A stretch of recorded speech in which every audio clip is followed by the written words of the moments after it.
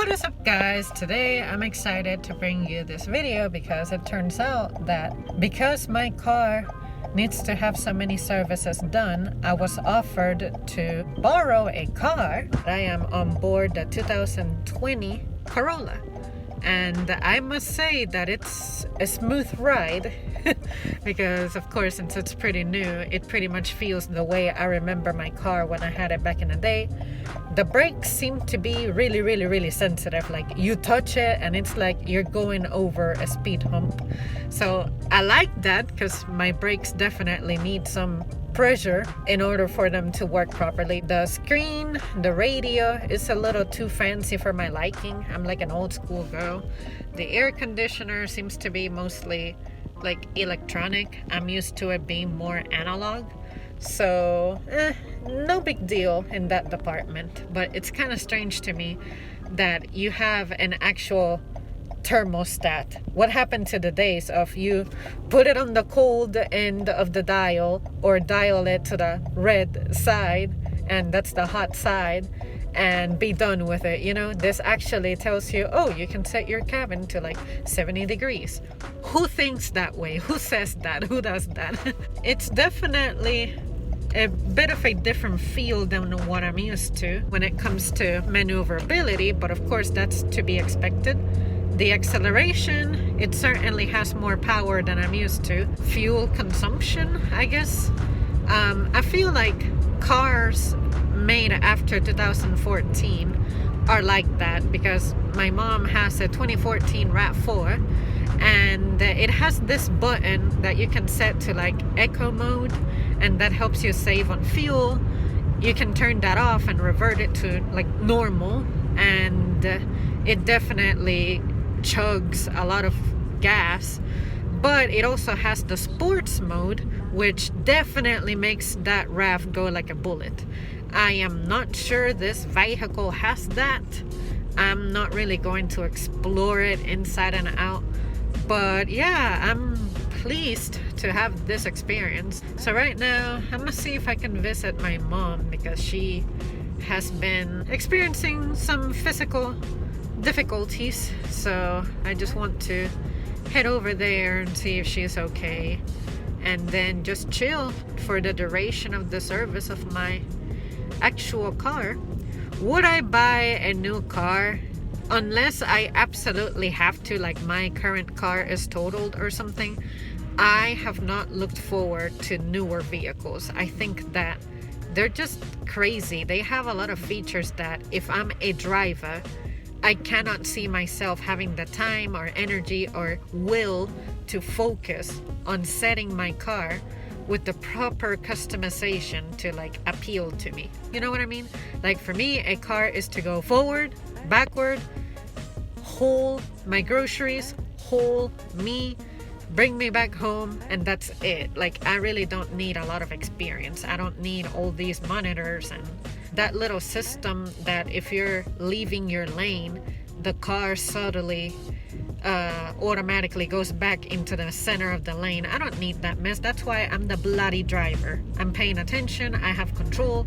I don't want the car to be having automatic inputs of any sort. But anyway, again, I love to drive. If it were up to me, I would make a career out of it. But as long as it doesn't mean that I would break down my personal car. But I have always wanted to go to a school where I can learn defensive driving. There's one close by, and I have hope that maybe one day that's something that I will do, because I'm just curious. I like to learn technical stuff like that. But yeah, you guys, I will let you know how the rest of this goes, so that way I can really focus on the vehicle and of course the road. But yeah, just know that I was not expecting this at all, but I'm very grateful for the experience. And now I wish that I had like a budget in which I can go around driving cars and review them. I want to have a car review channel, guys. You guys didn't know that about me, but I love driving so much that I would like to try every single brand out there, because I have pretty much driven just my Toyotas, and my boyfriend has a Chevy Malibu, and it's cool, but it's definitely not the car for me. I'm glad I don't own it. But yeah, one day if I ever become powerful financially, I have money to like burn through, that is what I will do, a car review channel. So maybe for motivation, I may look them up, because I'm sure that someone out there has done this, and just watch what those people's lives are like and die of jealousy. So my first failure is I cannot figure out how to make the USB connection with my phone give me access to my phone so I can listen to my music and whatnot. And I definitely do not want to pair it using Bluetooth. But yeah, I thought that it was just a matter of finding the USB port, which is in the glove box, and doing what I have to do there. Of course there is a catch to it, but yeah, I couldn't figure it out. I haven't been able to figure it out, so I might just have to chill. And it appears that Mom is not here. Now, I must say, as someone who is absolutely wowed about music, the sound system is so much more superior and advanced as you can imagine. Like, I'm proud of what my car can do, but this definitely sounds like you're in a studio or in a concert. It just sounds way ahead. So if I were driven by that factor, I could definitely dig this. So that is definitely a point that I have to give it. Very well deserved. I'm not sure that it would record it as I hear it, so I'm not even gonna try. But I could probably play like YouTube music. But yeah, you just need to trust me that I'm really happy with the sound that this car has, the sound system. Okay, so here's how that stupid feature gets annoying. I am driving down a road that has a fuck ton of potholes. No matter what car I'm driving in my life, as long as I'm in this seat, I'm always trying to treat the car with love and respect and everything, just so that, I gotta rely on you to get me to my destination to and from. So that little lane system, it fucking comes on because it doesn't understand that I am trying to dodge potholes. So it'll sound like it's about to shut the car down. So that's where it gets annoying, because it actually fights me. The steering wheel and I are actually having a slight tug of war, and like the sensation of the steering wheel changes, and I actually have to force the steering wheel just a tad bit for it to do what I want it to, which is it's okay to touch the line of the lane in the name of dodging potholes. So that, hearing that beep constantly, I know that there's a way to turn off that system. I would definitely do that immediately, because you ain't about to tell me that I'm being a bad driver just because I touched the lane a little bit. Or maybe it's trying to say, I'm a rental car, I don't fucking care if you break me.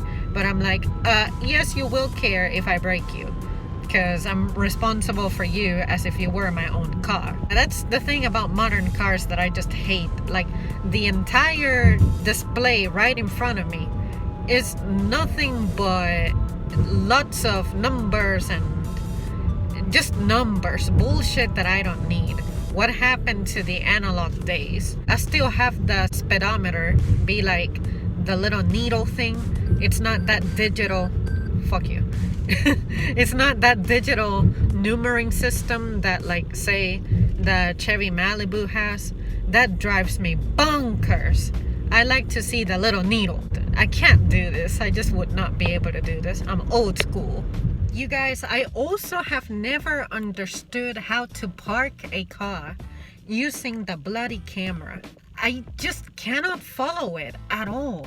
So I'm one of those people who, I see a spot and I have to look at my mirror, turn my head, look at the mirror and everything. I guess when I turn like 80 and my neck can't turn anymore, sure, it'll become useful, but I cannot deal with that camera. I cannot. Like, anything modern, as you can tell, I have the toughest time adjusting to it. I mean, look at this steering wheel. I don't have any of these buttons. All I have is buttons on this side, and one of it is volume up, volume down, and then the fast forward would be like right here. And I don't have that. I don't have that. I don't have that. I don't have that. The Rav has it, but the cruise control, it's this thing right here. I'm used to it being like another one of these, but in my, it's like another little lever thing with a button. And that's the air conditioner. And then where's my thing? Where's my parking brake? I have to rely on this thing to tell me that it automatically sets it or something. And there's like can we call that the anti-skid? I don't know what you call it, but anyway, that thing to keep you from slipping or something. And then the sports mode.